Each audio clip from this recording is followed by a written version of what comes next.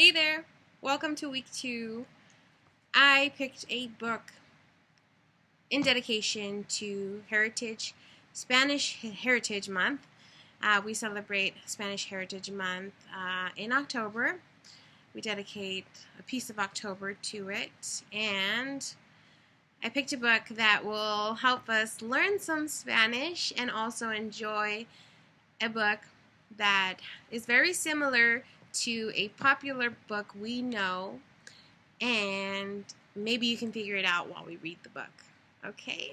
It's called Tortuga in Trouble.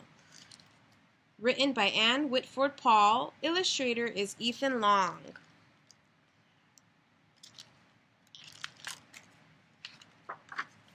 Tortuga in Trouble.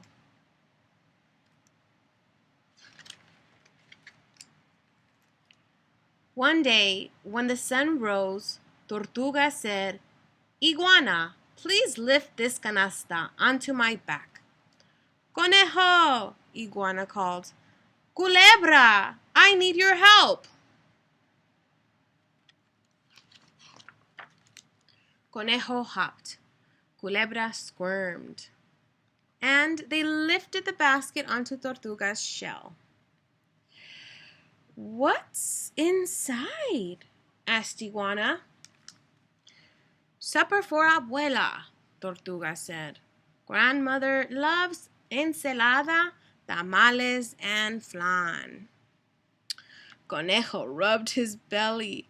"Salad, tamales, and custard. Yum! We should come with you," said Culebra. "In case your canasta falls off," Iguana added quickly.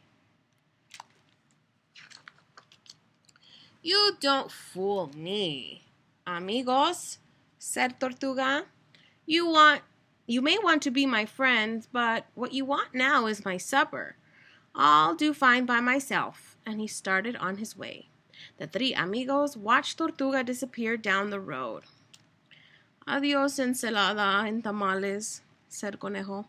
"Goodbye, flan," added Culebra. "It doesn't have to be adios," said Iguana.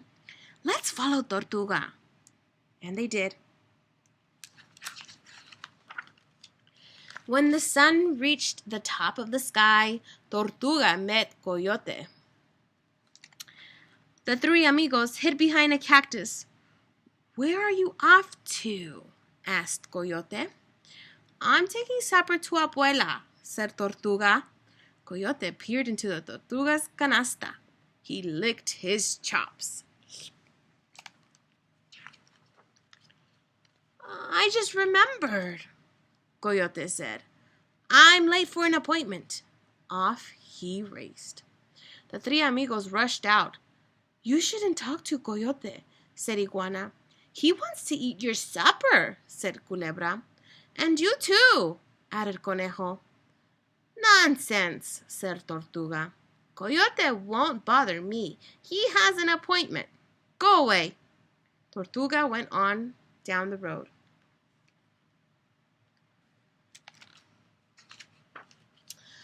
"Adios, ensalada and tamales," said Conejo. "Adios, flan," added Culebra.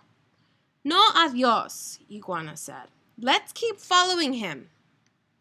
And they did. When the sun set, Tortuga finally reached the house of his abuela. "Supper's here," he called. Come in," answered a voice.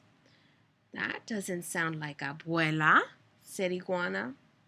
The three amigos peered into a window.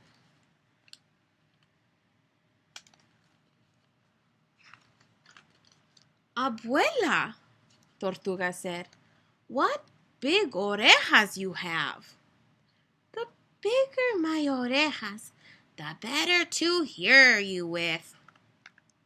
"Abuela," Tortuga said, "what big ojos you have."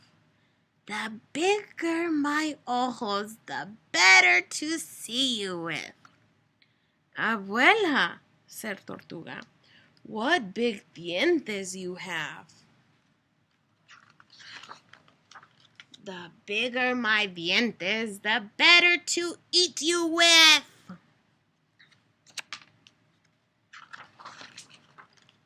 Coyote grabbed the canasta and shoved Tortuga into the closet with Abuela.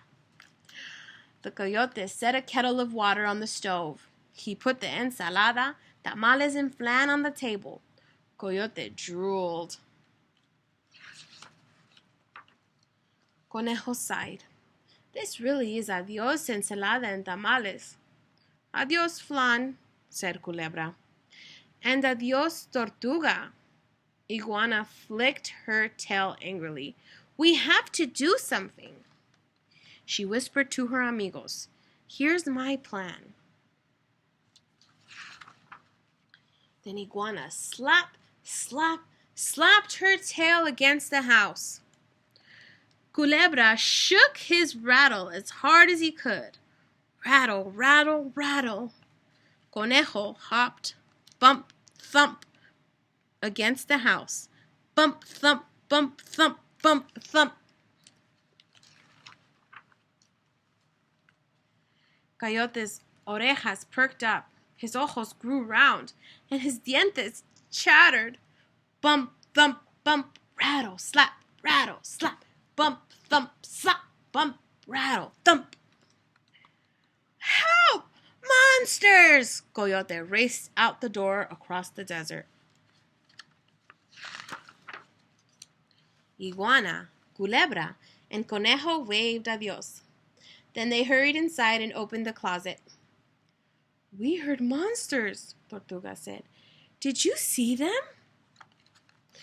It was us, said Iguana. Culebra said, we made that noise. To scare Coyote away, added Conejo. What good amigos, said Tortuga. Without you, Abuela and I would be soup. How can we ever thank you? Tortuga looked at the table. He looked at his amigos. I know. Come share our supper. Hola, ensalada and tamales, said Culebra. Hello, flan, added Conejo. Hola is much better than adios, said Iguana. Dig in, said Tortuga. And they all did. The end.